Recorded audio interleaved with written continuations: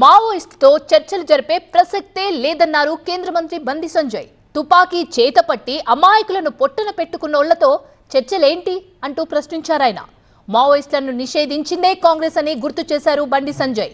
Congress, BJP, TDP నేతలతో పాటు ఎంతో మంది నాయకులను నక్సల్స్ చంపారన్నారు. ఇన్ఫార్మర్ల నెపంతో ఎంతో మంది గిరిజనులను అన్యాయంగా చంపేశారన్నారు. తుపాకీ వీడనంత వరకు మావోయిస్టులతో చర్చలు జరిపేదే లేదన్నారు బండి సంజయ్. ధైర్యం ఉంటే రాష్ట్ర ముఖ్యమంత్రి గారిని చలో మావోయిస్టుల నిషేధం తొలగించే దమ్ము మీకుందా? మరి పడతారు ఇవాళ కానీ దాని గిరిజనుల పేరుతోని దాన్ని చూడడానికి మంచి పద్ధతి కాదు.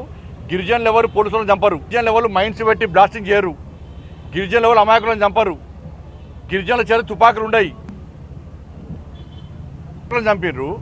కూడా దాని మీద ఈ సంఘాలు ఎప్పుడు మాట్లాడాయి. ఇవాళ వచ్చి ఇలా చర్చలు జరపాలంటే తుపాకీ చేతిలో ఉన్నటువంటి వ్యక్తులతో నిషేధింపబడిన సంస్థతో ప్రభుత్వం ఏ విధంగా చర్చలు జరపాలి దాని నుంచి చెప్పాలి. అరే వరంగల్ సామా జగన్మోహన్ రెడ్డి మా కార్యకర్తను చంపేసారు, జాతీయ జెండా ఎగరేసి చంపేసారు, అప్పుడు ఎందుకు మాట్లాడలే? వీళ్ళు మధుసూదన్ గౌడ్ చంపేసారు, అప్పుడు ఎందుకు మాట్లాడలే? రామన్న గోపన్న చంపేసారు, అప్పుడు ఎందుకు మాట్లాడలే? మీ కాంగ్రెస్ పార్టీ నాయకులను చంపేసారు చాలా మంది. శ్రీపాదరావు అజాత శత్రువు శ్రీపాదరావు గారిని చంపేస్తే ఇవాళ వాళ్ళ కాంగ్రెస్ పార్టీ నాయకులను చంపేసారు. కేసీఆర్ గారు టీడీపీలో ఉన్నప్పుడు టీడీపీ నాయకులను చంపేసారు, అప్పుడు ఎందుకు మాట్లాడలే? కేసీఆర్ గారు ఎందుకు మాట్లాడలే? రేవంత్ రెడ్డి ఎందుకు మాట్లాడలే? ఇలా పోటీ పడి మాట్లాడే ప్రయత్నం చేస్తున్నారు. కేంద్ర బలగాలను మైన్స్ పెట్టి ఇదే ములుగు ఫారెస్ట్లో చంపడము వీళ్ళు సమర్థిస్తారా?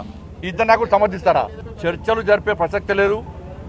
వాళ్ళు తుపాకీ వీడాల్సిందే, పోలీసులకు లొంగిపోవాల్సిందే, వాళ్ళ ప్రవర్తన మార్చుకోవాల్సిందే. మీరు అది నిషేధిత సంస్థ, ఆ సంస్థతో చర్చ జరిపే సందర్భమే రాదు. ఈ సంఘాల నాయకులు కూడా వాళ్ళు చేసినటువంటి అరాచకాలకు వీళ్ళు ఇందులో ఎందుకు స్పందించాలో సమాజం